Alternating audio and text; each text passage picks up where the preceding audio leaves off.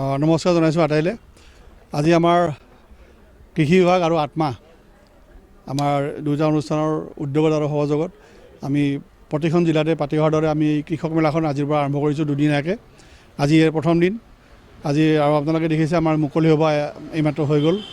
আমাৰ জিলা প্ৰশাসনৰ পৰা কৃষি বিজ্ঞান আমাৰ মাণ্ডলিক কৃষি গৱেষণা কেন্দ্ৰৰ পৰা আৰু আমাৰ কৃষি বিজ্ঞান কেন্দ্ৰৰ পৰা বিজ্ঞানী তথা আমাৰ বিভাগীয় যিখিনি বিষয়া আৰু কৃষক বন্ধুসকল তেওঁলোকে ইয়াত যোগদান কৰিছে। আমি এইখন মেলাৰ আচলতে উদ্দেশ্যটো হ'ল আমি কৃষকৰ মাজত সজাগতা সৃষ্টি কৰা, তেওঁলোকক কিছু পৰিমাণে উৎসাহিত কৰা। আমাৰ আজি দেখিছে বিভিন্ন আমাৰ বিজ্ঞানীসকল আহিছে বা জিলা প্ৰশাসনৰ পৰা আহিছে। তেওঁলোকৰ যিখিনি বক্তৃতা বা যিখিনি তেওঁলোকে আমাৰ কৃষক বন্ধুসকলৰ প্ৰতি যিখিনি কথা কৈছে সেইখিনিয়ে কৃষকসকলক আমাক চবকে উৎসাহিত কৰিছে আৰু কৰিব। আৰু আজিৰ এই অনুষ্ঠানটো আমি দুদিনীয়াকৈ পালন কৰিছোঁ। ইয়াৰ অংশ হিচাপে আছে আমাৰ প্ৰদৰ্শনী।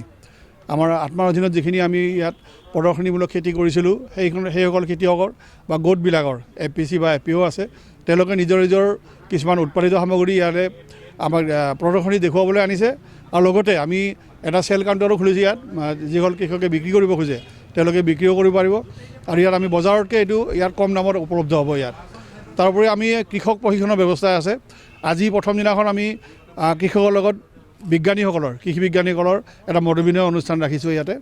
আৰু সেইটো অনুষ্ঠান এইটোৰ পিছতে আমাৰ এতিয়া হ'বই। আৰু প্ৰদৰ্শনী যাৰটো মুকলি থাকিব। কাইলৈও আজি আৰু পিছতো প্ৰশিক্ষণ আছে কৃষকৰ।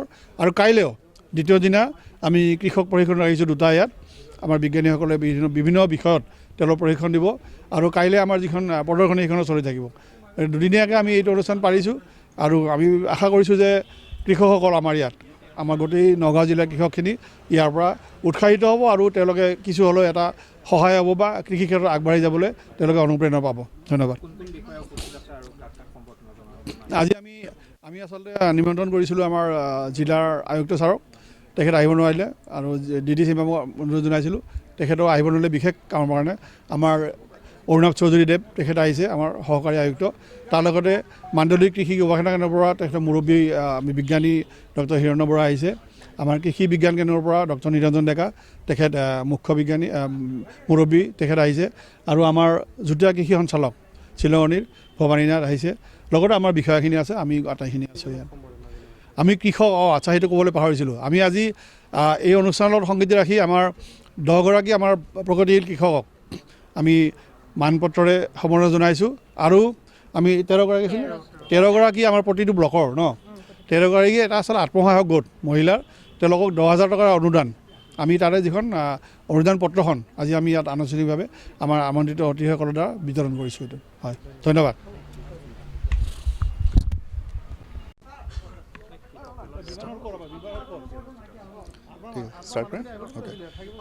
আজি আমি ইয়াতে কৃষক মেলাৰ কাৰণে চবেই উপস্থিত হৈছোঁ। যোনটো মই দেখিলোঁ মেলাখিনিত ষ্টলখিনি বহিছে, ভাল কিছুমান অৰ্গেনিক ভেজিটেবলছ আহিছে, শাক পাচলি চব চালোঁ, কিছুমান আচাৰ টেষ্ট কৰিও চালোঁ, ভাল লাগিছে খাই পিনে। ইয়াতে অকল আমি কৃষকখিনি নহয়, কিছুমান ফাৰ্মাৰ্ছৰ লগত এগ্ৰি অন্টাৰপ্ৰেনাৰ্ছো দেখিছোঁ, যোনে নিজৰ এণ্টাৰপ্ৰাইজ খুলি আছে।